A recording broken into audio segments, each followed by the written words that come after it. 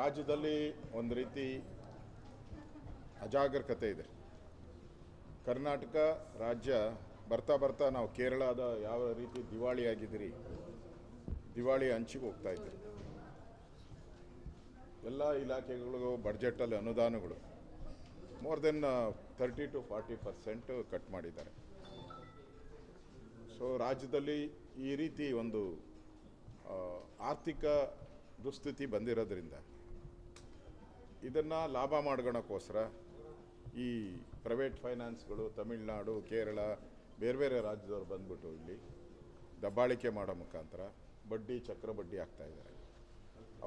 ನಾನು ಕೇಳಿದೆ ಅವ್ರನ್ನೆಲ್ಲ, ಯಾಕೆ ಇಲ್ಲಿ ತೊಗೊತೀರಾ, ಬ್ಯಾಂಕ್ಗಳಲ್ಲಿ ಹೋಗಿ, ರಾಜ್ಯ ಸರ್ಕಾರದ ಕೋಆಪರೇಟಿವ್ ಸೊಸೈಟಿಗೆ ಹೋಗಿ. ಅವ್ರು ಹೇಳಿದ್ರು ಅಲ್ಲಿ ಕೊಡಲ್ಲ, ನಮಗೆ ಹಣ ಇಲ್ಲ. ಬ್ಯಾಂಕ್ಗಳು ಕೂಡ ಇವತ್ತು ದಿವಾಳಿ ಆಗ್ಬಿಟ್ಟಿದೆ.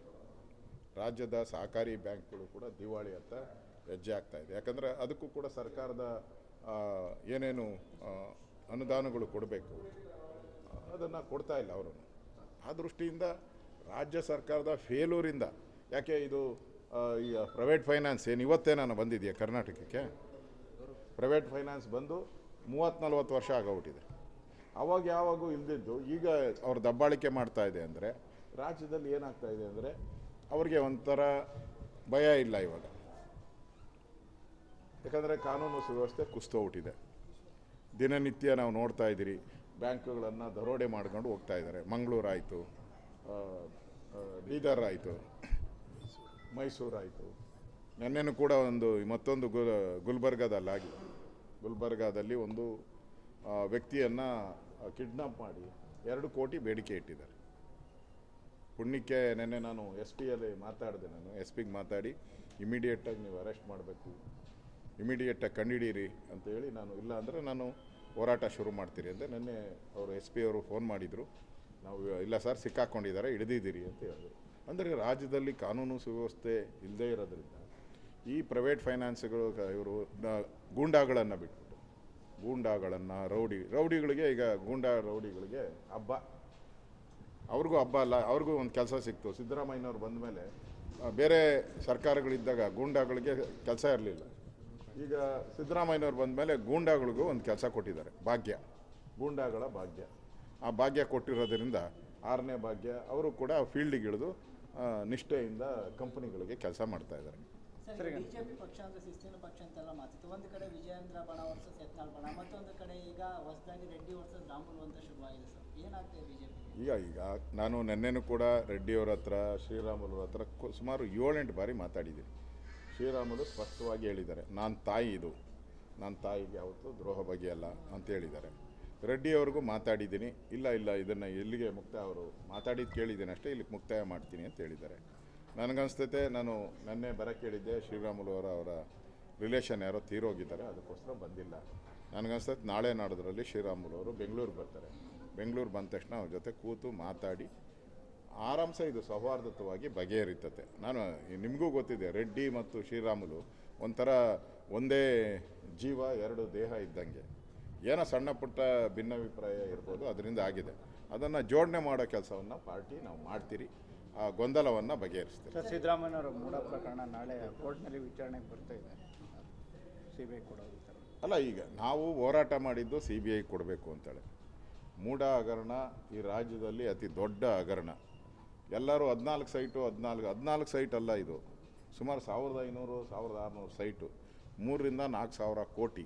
ಈಗಾಗಲೇ ED ಅವರು 300-400 ಕೋಟಿ ಆಸ್ತಿಗಳನ್ನು ಮುಟ್ಗೋಲು ಹಾಕ್ಕೊಂಡಿದ್ದಾರೆ. ಯಾಕೆ ಲೋಕಾಯುಕ್ತರು ಮುಟ್ಗೋಲು ಹಾಕ್ಕೊಳ್ಳಲಿಲ್ಲ? ED ಅವ್ರು ಬಂದು ಮುಟ್ಗೋಲು ಹಾಕ್ಕಂತಾರೆ ಅಂದರೆ ಅವರೆಲ್ಲೋ ಇರೋರು. ನೀವು ಇಲ್ಲೇ ಇದ್ದು ನೀವು ಮುಟ್ಗೋಲು ಹಾಕ್ಕೊಳ್ಳೋಕ್ಕೆ ನಿಮ್ಮ ಕೈಲಿ ಶಕ್ತಿ ಇಲ್ಲ ಅಂತ ಹೇಳಿದ್ರೆ ನೀವು ಕೇಸನ್ನು ಹೆಂಗೆ ತನಿಖೆ ಮಾಡ್ತಾ ಇದ್ದೀರಾ ಅಂತ ಸ್ಪಷ್ಟವಾಗಿ ಅರ್ಥ ಆಗ್ತಾಯಿದೆ. ಅಂದರೆ ಸುಮ್ಮನೆ ಕಾಟಾಚಾರಕ್ಕೆ ಲೋಕಾಯುಕ್ತ ಪೊಲೀಸರು ತನಿಖೆ ಮಾಡ್ತಾ ಇದ್ದಾರೆ. ಯಾಕೆಂದರೆ ಅವ್ರಿಗೂ ಮುಂದೆ ಪ್ರಮೋಷನ್ ಬೇಕು, ಬಡ್ತಿ ಬೇಕು, ಟ್ರಾನ್ಸ್ಫರ್ ಬೇಕು, ಅದಕ್ಕೆ ಅವ್ರು ಯಾಕೆ ರಿಸ್ಕ್ ಅಂತಾರೆ. ಅದಕ್ಕೆ ಪೊಲೀಸರು ಇಲ್ಲಿ ಕೈ ಕಟ್ಕೊಂಡು ಕೂತಿದ್ದಾರೆ. ನೀವು ನೋಡಿದ್ದೀರಾ, ಸಿದ್ದರಾಮಯ್ಯನವರು TPಯಲ್ಲಿ ಅವರು 1 ಗಂಟೆಗೆ ಹೋಗ್ತಾರೆ, 2 ಗಂಟೆಗೆ ಬರ್ತಾರೆ. ಈಗ ಫಿಕ್ಸೇ ಮಾಡ್ಕೊಂಬಿಟ್ಟಿದ್ರು. ಅಂದರೆ ಏನು ತನಿಖೆ ಅಂದರೆ ಏನು, ಹೋಗಿ ಅತ್ತೆ ಮನೇನ ವಾಪಸ್ ಬರೋಕ್ಕೆ, ಮನೆಗಳ ಹತ್ರ ಹೋಗಿ ಅವ್ರ ಹತ್ರ ಸ್ಟೇಟ್ಮೆಂಟ್ಗಳು ಮಾಡೋದು ಎಂದನ ಕೇಳಿದ್ದಾರೆ ಇತಿಹಾಸದಲ್ಲಿ. ಅದರಿಂದ 100% ಡೌಟೇ ಇಟ್ಕೊಂಬೇಡಿ. ಅವರು ಎಲ್ಲರೂ ಮಾಡಿರೋದು ಅಲ್ಟಿಮೇಟ್ ಸಿಗೋದು ಯಾರು? ಅಧಿಕಾರಿಗಳು. ಅಲ್ಟಿಮೇಟಾಗಿ ಅಧಿಕಾರಿಗಳು ತಪ್ಪು ಮಾಡಿದ್ದಾರೆ, ಪೊಲೀಸರು ತಪ್ಪು ಮಾಡಿದ್ದಾರೆ, IAS ಅಧಿಕಾರಿಗಳು ತಪ್ಪು ಮಾಡಿದ್ದಾರೆ, ರೆವಿನ್ಯೂ ಅಧಿಕಾರಿ ತಪ್ಪು ಜಾರ್ಗಂತಾರೆ ಅಷ್ಟೇ. ಇಷ್ಟೇ ಅದರಲ್ಲಿ ರಿಪೋರ್ಟಲ್ಲಿ ಬರೋದು. ಬರೆದು ಮಾಡ್ಕೊಳ್ಳಿ, ಹೇಳಿರ್ತೀನಿ. ಸರ್, ಅರಮನೆ ಖೋ ಪ್ಲೇಯರ್ಸ್ ಸರ್ ನಮಗೆ ಏನು ಗೌರ್ಮೆಂಟಿಂದ ಕೊಟ್ಟಿರೋ 5 ಲಕ್ಷ ಬೇಡ, ಮಹಾರಾಷ್ಟ್ರ ಗೌರ್ಮೆಂಟು ಬೇರೆ ಗೌರ್ಮೆಂಟ್ ಕೊಟ್ಟಂಥ ರೀತಿಯಲ್ಲೇ ನಮಗೆ ಕೊಡಲಿ ಅನ್ನುವಂಥ ಮಾತುಗಳನ್ನ ಆಡಿದ್ದಾರೆ ಸರ್, ರಿಜೆಕ್ಟ್ ಮಾಡಿದ್ದಾರೆ. ನಾನು ಹೇಳೋದು ಖೋ ಪ್ಲೇಯರ್ಸು ಕ್ಯಾಪ್ಟನ್ಸ್ ಇರ್ತಾರೆ, ದಯವಿಟ್ಟು ನಾನು ಸರ್ಕಾರದ ಪರವಾಗಿ ಕೇಳ್ಕೊಂತೀನಿ. ಯಾರಿಗೆ? ಸಿದ್ದರಾಮಯ್ಯನ ಪರವಾಗಿ. ಕೊಟ್ಟಿರೋದನ್ನು ದಯವಿಟ್ಟು ತಗೊಂಬಿಡಿ. ಸರ್ಕಾರ ಪಾಪರ್ ಆಗಿದೆ, ಅವ್ರಿಗೆ ಪೇಪರ್ ತಗೊಳಕ್ಕೂ ಕಾಸಿಲ್ಲದ ಪರಿಸ್ಥಿತಿ ಬಂದ್ಬಿಟ್ಟಿದೆ. ಪಾಪರ್ ಆಗಿರೋ ಸರ್ಕಾರದ ಹತ್ರ ನೀವು ಯಾಕೆ ಕೇಳಕ್ಕೆ ಹೋಗ್ತೀರಾ? ಮುಂದೆ BJP ಸರ್ಕಾರ ಬರ್ತೈತೆ. ನಾವು ಬಂದಾಗ ನಮ್ಮ ಈ ಕಬಡ್ಡಿ, ಖೋ ಇವೆಲ್ಲ ಕೂಡ ಗ್ರಾಮೀಣ ಆಟಗಳು. ನಾನು ಕೂಡ ಕಬಡ್ಡಿ ಪ್ಲೇಯರ್. ಇದಕ್ಕೆ ಉತ್ತೇಜನ ಕೊಟ್ಟೇ ಕೊಡ್ತೀರಿ. ಈಗ ಸಿದ್ದರಾಮಯ್ಯನವರು ಪಾಪರ್ ಆಗಿರೋದ್ರಿಂದ, ಖಜಾನೆ ಖಾಲಿ ಆಗಿರೋದ್ರಿಂದ ಅವ್ರ ಶಕ್ತಿ ಇರೋದು ಅಷ್ಟು ಕೊಟ್ಟಿದ್ದಾರೆ ಅಷ್ಟೇ. ಮಹಾರಾಷ್ಟ್ರದಲ್ಲಿ ಸಮೃದ್ಧಿ ಇದೆ, ಅದಕ್ಕೋಸ್ಕರ ಅವ್ರು ಜಾಸ್ತಿ ಕೊಟ್ಟಿದ್ದಾರೆ.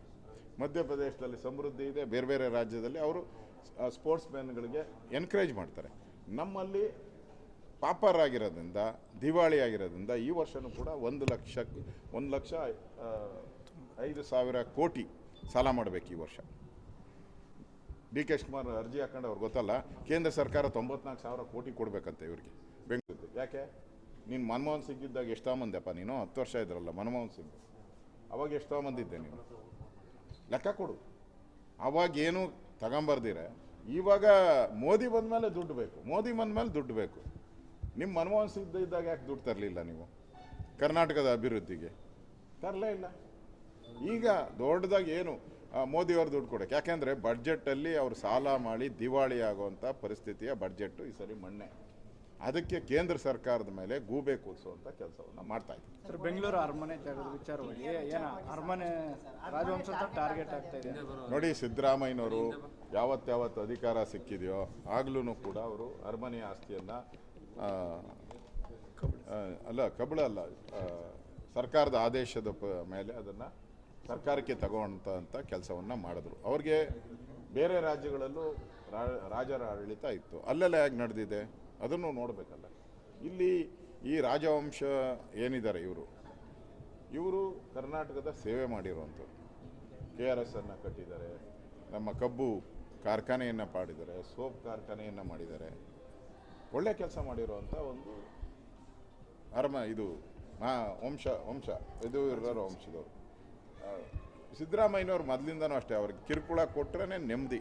ಈ ಮೈಸೂರು ಒಡೆಯರಿಗೆ ಕಿರುಕುಳ ಕೊಟ್ಟರೆ ಅವ್ರಿಗೆ ನೆಮ್ಮದಿ. ಟಿಪ್ಪುಗೆ ಹೆಸರು ಹೇಳಿದ್ರೆ ಏನು ಪಟ 10,000 ಕೋಟಿ ಬೇಕಾ ತಗೊಳ್ಳಿ. ಟಿಪ್ಪು ಅವ್ರೇನಾದ್ರು ಟಿಪ್ಪು ಹೆಸರು ಹೇಳಿದ್ರೆ 10,000 ಕೋಟಿ ಕೊಡ್ತಾರೆ.